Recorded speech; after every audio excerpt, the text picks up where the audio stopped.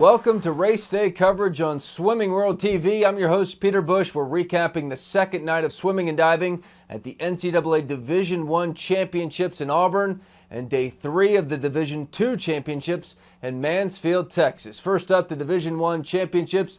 Here we go with the highlights from night 2. Starting off with the 200 medley relay. Cal is not just winning, they're winning with style, setting a new NCAA and U.S. Open record to start off the night, 134.24. Arizona was second. Tennessee was third. Strong start to the night for the Cal Bears. Next up, the 400 IM. Their rematch, Caitlin Leverage from Cal, Katinka Hazu from USC, throw in Elizabeth Beisel from Florida. It was one of the highlights of the meet for sure. Hazu, this time, keeps it close on the breaststroke, and then pulls away on the freestyle, winning with a 3:56.54, a new NCAA record. Leverage set a new American record with 3:57.89. Next up was the women's 100 fly. Cal was solid in just about every single event tonight. This was a bit of a surprise. Sarah Isakovic, 51.49.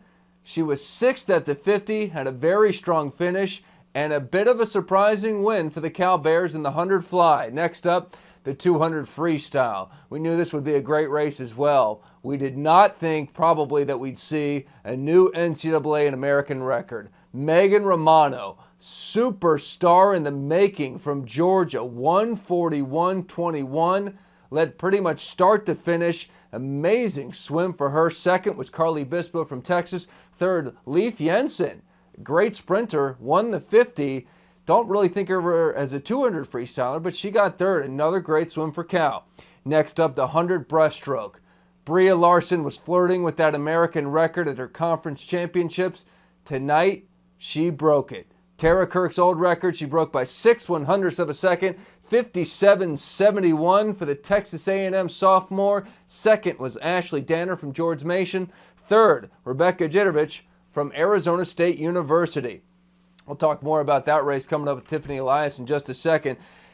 Cindy Tran swam the 100 fly, got 9th consols, won the consols, and about a half hour later, it was her race. The 100 backstroke, the defending champ from Cal, won easily. Made it look good.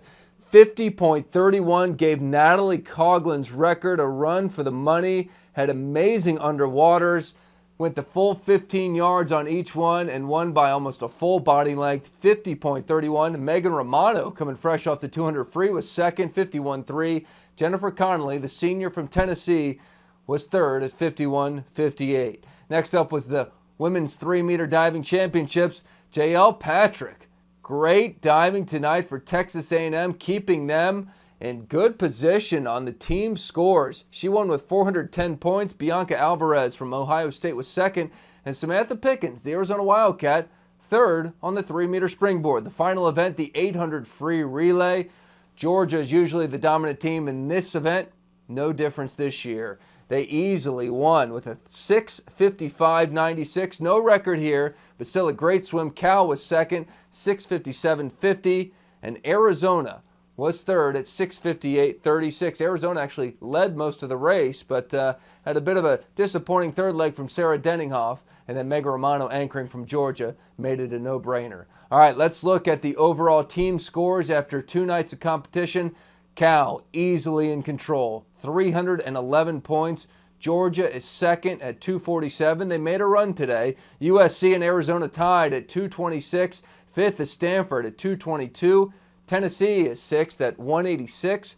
Texas A&M 7th at 185. Right behind them, Auburn at 184. Texas is 9th at 146. And Arizona State right now sitting in 10th place with 99 points. All right, let's bring in Tiffany Ellis, who is at Auburn watching the meet live and in person. Tiffany, what a second night of racing. Hi, Peter. Today was unbelievable. Momentum on Cal's side. NCAA record. Georgia made a huge step tonight in the right direction, but tonight session. Yeah, Cal, I think, locked up the national championship today. But you're right, Georgia made a big move. They showed the quality that we thought they would have. and we didn't really see on night one. But a great day for them. Puts them certainly in the driver's seat for second, but these are great team scores we're looking at. I mean, in NCAA swimming, they're really trying to get top 4 because that's where you get a trophy and you get to take something home. So we've got 4 teams between Georgia, USC, Arizona, and Stanford, all within like 25 points of each other. It's going to be a great day 3. It's going to be outstanding performances tonight. I think that's going to be really encouraging for the Georgia squad tomorrow. I had a chance to talk to Jack, and he's feeling really good about where they're sitting going into day 3, but he said, I feel like I'm tied up in the air. We've seen multiple disqualifications already at this meet. I think the teams need to be careful going into the final day. Cal's going to be out front, but it's going to be a pretty good race for those next 3 positions. All right, I'm torn here between what was the swim of the night. 400 IM, the rematch, Katinka Hazu and Caitlin Leverance, records there. Bria Larson, Megan Romano. I don't know. I think Megan Romano might have been the swim of the night just because it was more surprising than the other ones. How about you? I think she was probably the swimmer of the day. Off of that, the fast freestyle, she came to win that 200 freestyle tonight. One of the few ladies doing a double to come back. Impressive. I would say that probably was my swim of the night because we expected Bria Larson to be right around that American record. We expected Katinka and Lev.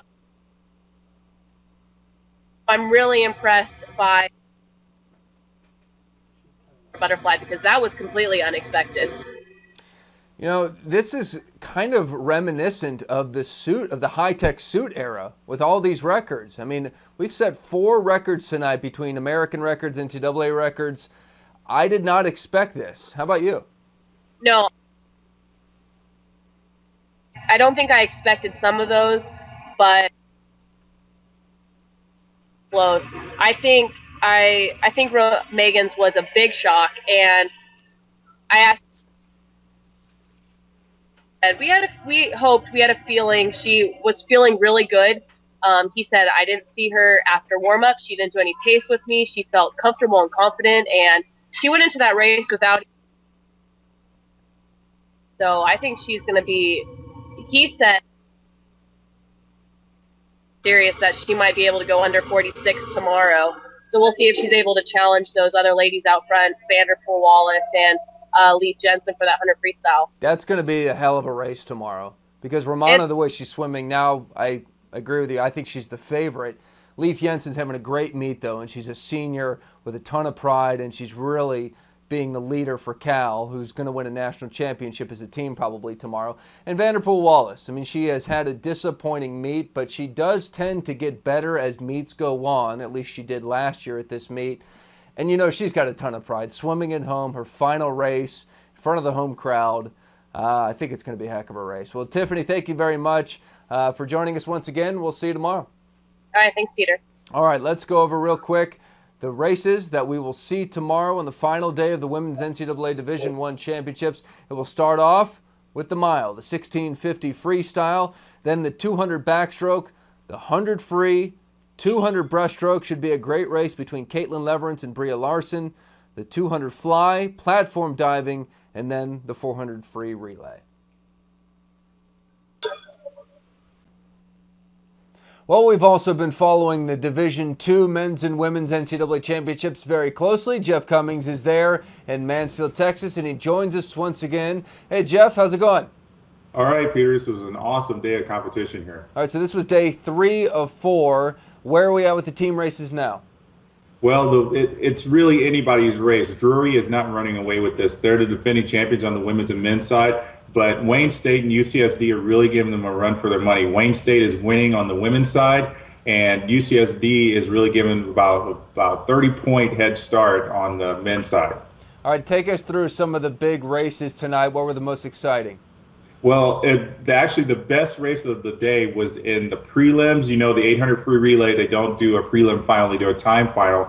And the first heat this afternoon, actually, Andre Seri, who won the 200 free yesterday with a 135.6, led off his relay with a 1:35.05. So he broke the 200 free record again. Everybody was just ecstatic about that. They kind of knew it was in the cards, and to see it happen was just really kind of one of those outstanding races. And then the 500 free, 4:21, winning the 500 free with a new meet record was probably second place for me in terms of outstanding races. Well, it's good to see it's not just the Division I women's meet that's breaking records. I mean, I know you weren't there, and I don't know how much you saw, but records were falling like crazy. From the first relay, the 200 medley relay, Bria Larson breaking that record, 57.7. 400 IM was amazing. The rematch between Hozu and Leverance. Hozu going 3:56. It was great swimming across the board. The 200 free, Megan Romano, 1:41.2. Nobody thought she was going to break Dana Vollmer's record in that. I mean, what do you make of all these fast swims this year? Well, it's an Olympic year, Peter, and everybody really wants to show that they're on their A game. Now, I know it's short course and, the Olympics are long course, but it's the Olympic year. Everybody's really stepping up, and that's true here for Division II. Andre Seri, I think, wants to make the Russian Olympic team in the freestyle event, so he's pumping up his A game. I talked to Aaron Beebe, who won the 200 fly, in 1:44 flat, which is really good. And, we need to be looking out for him in the 200 fly at Olympic trials. All right, since you're a breaststroke guy, I'll just ask you this. Bria Larson, when I watched her stroke, the first thing I thought of was that I think it will translate well to long course, which means she is definitely going to be a contender to make the Olympic team. What do you think? Oh, yeah, her stroke is really built for long course. Just nice and long and smooth, but she's powerful, too. I mean, all she has to do is get the long course experience. I don't think she has the long course racing experience. And once she gets that under her belt, I think, anything is possible. So, don't count her out this year, but, getting the experience this year is definitely going to help her 4 years from now. All right, Jeff, I can't wait to see how the Division II meet shakes out tomorrow. Probably going to be closer finishes than on the women's side on the Division I level, but both have been fantastic meets. Thanks a lot for your coverage there, Jeff. Excellent, Peter. Thank you. All right, thanks to Jeff, and thanks to Tiffany, and thanks to ESPN3 and ESPN3.com for the video that we used for the highlights of the Division I meet. All right, that is it for our recap today of race day. I'm Peter Bush. We will see you tomorrow.